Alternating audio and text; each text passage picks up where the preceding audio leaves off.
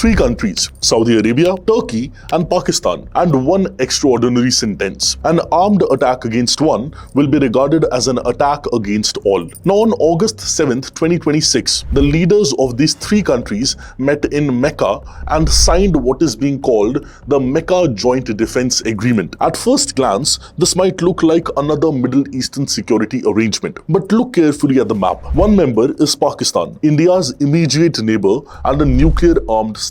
Another is Turkey, a country that has increasingly aligned itself with Pakistan on Kashmir and has supplied military technology to Pakistan. And the third is Saudi Arabia, one of India's most important partners in the Gulf, a major source of India's energy imports and home to nearly around 2.7 million Indians. So the obvious question is a new Pakistan-Turkey-Saudi security axis emerging, and should India be worried? The answer is more complicated than a simple yes or a no. Because this agreement is not primarily about India, but it could still change the strategic environment in which India deals with Pakistan. And to understand why, we need to go back several decades and understand the entire story.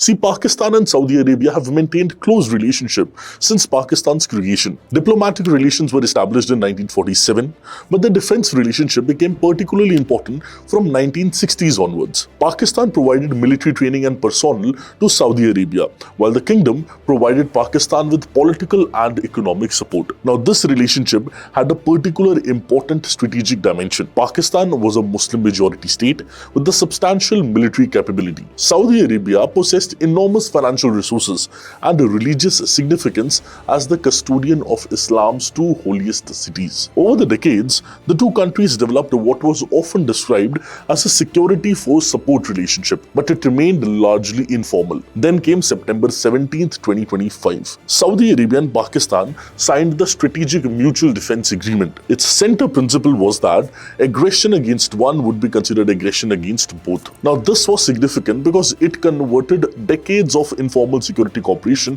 into a more formal framework. Now, the IISS described it as potentially creating new security linkages between South Asia and the Middle East, while also noting that many of its details remain unclear. And then, less than a year later, Turkey entered the picture. Now, the question, of course, is why Turkey? See, Turkey isn't simply another country joining the agreement. It brings something very different. Turkey is a NATO member and has one of the largest militaries in the alliance. It has also developed a major defense industry, particularly in drones, naval systems, and other military technologies. And over the past one decade, Ankara's relationship with Islamabad has become increasingly close. Turkey has repeatedly supported Pakistan diplomatically on Kashmir, and during the India-Pakistan military confrontation in May 2025, India publicly said that the Turkish origin drones were amongst the systems identified during Pakistan drone incursions. Now, the MEA reported that preliminary forensic examination of drone debris suggested Turkish Asasgard Songar drones. So when Turkey joins a defense framework with Pakistan, New Delhi naturally pays attention. But here's where we need to be very, very careful. Turkey joining this pact does not automatically mean Turkey has joined Pakistan in a military alliance against India. The agreement's publicly available language does not identify India as an adversary. In fact, Turkish and Pakistani officials have explicitly described the arrangement as defensive and not directed against a particular country. So why did these three countries sign it? That takes us to the Middle East region. Now, when we talk about Middle East region, Saudi Arabia's security environment has changed dramatically over the past few years. The kingdom has faced missile and drone threats from regional actors now. The Red Sea has become increasingly dangerous, and the Iran-Israel confrontation has escalated dramatically in 2026. And Saudi Arabia increasingly faces a strategic dilemma. How do you protect yourself if you cannot completely rely on one external security provider? For decades, the US has been the central security partner for Saudi Arabia. But recent regional conflicts have encouraged Gulf states to think about strategic diversification. And Saudi Arabia has increasingly pursued relationship with multiple powers rather than depending exclusively on Washington. And this explains why the Mecca Agreement is better understood as a part of larger trend, regional powers trying to build their own security network. And this is why the timing matters. This agreement comes during a period of extraordinary instability in West Asia. So the first objective is probably deterrence. The three countries want potential adversaries to believe that attacking one member could have consequences beyond that country's own military capacity. That is what they're trying to show to the world. So now the question is, what does the agreement actually do? Now let's separate some fact from speculation. The agreement says that an armed attack against one of the three will be treated as an attack against all. It also envisages a deeper defense cooperation, but the full treaty text has not been made public yet. And this is extremely important. We don't know that pact creates a NATO-style integrated military command. It doesn't currently appear to create a standing joint army for sure. And there is no publicly confirmed common military budget. And there is no publicly confirmed nuclear sharing agreement as well. Therefore, calling it a NATO of the Muslim world would be an exaggeration. NATO's Article 5 operates within a deeply institutionalized alliance with integrated command structures and decades of military planning. The Mecca Agreement is much less institutionalized, so think of it not as a finished military alliance, but as a framework for strategic cooperation and deterrence. Now, this issue, of course, is having an India-Pakistan dimension. Now, let's bring India into the story. See, India and Pakistan have a deeply adversarial relationship since partition. There have been major conflicts in 1947-48, 1965, 1971, and 1999. The central unresolved issue has traditionally been Jammu and Kashmir. Although the relationship today also includes terrorism, cross-border violence, military competition, and nuclear deterrence, the 1972 Simla Agreement committed both countries to settle differences peacefully and respect the line of control without unilaterally altering it. But tensions never disappeared, and in 2025,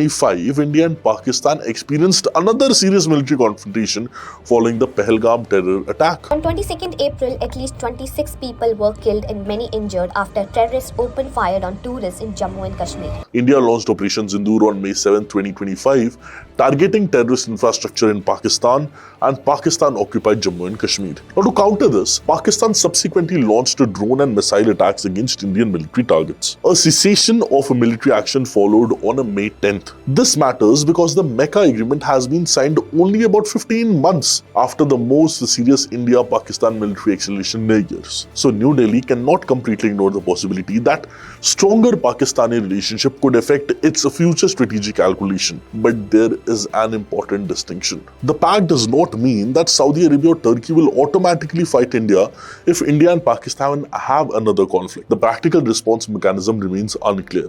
And if Saudi Arabia has very strong reasons not to sacrifice its relationship with India. See, now a very big question is that why Saudi Arabia cannot simply choose Pakistan. So for that, look at the economic relationship between India and Saudi Arabia. Both had bilateral trade worth $41.9 billion in 2024-2025. Saudi Arabia is India's fifth largest trading company or trading partner, while India is Saudi Arabia's second largest trading partner. And India imports enormous quantities of crude oil, LNG, petrochemicals and fertilizers from the kingdom. And Saudi investment in India has grown significantly.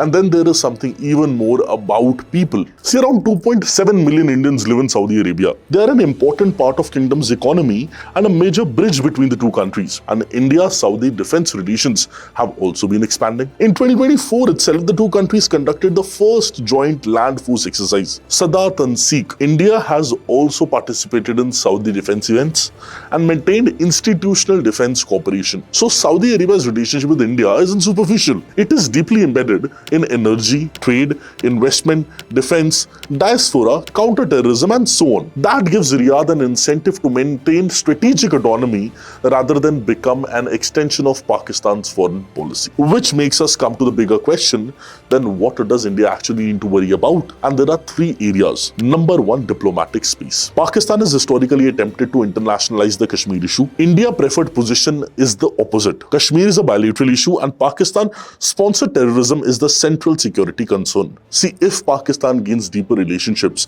with influential Muslim-majority countries, it could potentially acquire greater diplomatic room to promote its narratives. But here's the counterpoint. India has spent the last decade building its own relationships across the Gulf. India-Saudi Strategic Partnership Council was established in 2019. See, now we have seen the number one reason why India should be concerned. The number two reason is a military technology, and this is arguably more important. Turkey has a sophisticated defense industry. Pakistan has already acquired Turkish military technology. Saudi Arabia is also becoming an increasingly important defense market for Turkey. The agreement could therefore facilitate greater technology cooperation, joint exercises, intelligence sharing, defense industrial collaboration. Again, that doesn't mean these capabilities will be directed against India, but from a military planning perspective, India has to monitor them, because modern warfare is increasingly about drones, electronic warfare, missiles, surveillance, AI, network system. The May 2025 conflict already demonstrated the importance of drones and air defense system in South Asian warfare. So India has the legitimate reason to watch the Turkey-Pakistan defense relationship carefully. And now the number third concern, the psychology of deterrence. This is perhaps the most subtle consequence. Pakistan already possesses nuclear weapons, but alliances can change how a country perceives its strategic room for maneuver. See, if Islamabad believes it has stronger diplomatic, economic or military backing, it could theoretically become more confident. But the reverse is also possible. A stronger security partnership can increase deterrence and make conflict less likely. This is why we shouldn't assume automatically new reliance is equal to more danger. Sometimes alliances are created precisely because countries want to prevent war. Now let us go through the bigger story, which is India's western flank, which is changing. And this is perhaps the most important takeaway. For decades, India largely thought about Pakistan through a South Asian lens, but that is becoming outdated. Pakistan is connected to China through CPEC and their strategic partnership, Turkey through defense cooperation, then Saudi Arabia through economic and security ties, and increasingly Pakistan is trying to position itself as a player connecting South Asia and West Asia. And at the same time, India is also expanding its strategic footprint westwards. See, the India-Middle East-Europe economic corridor discussions, India's growing ties with the Gulf defense cooperation, with Saudi Arabia and the UAE, relations with Israel, and India's maritime presence in the Arabian Sea.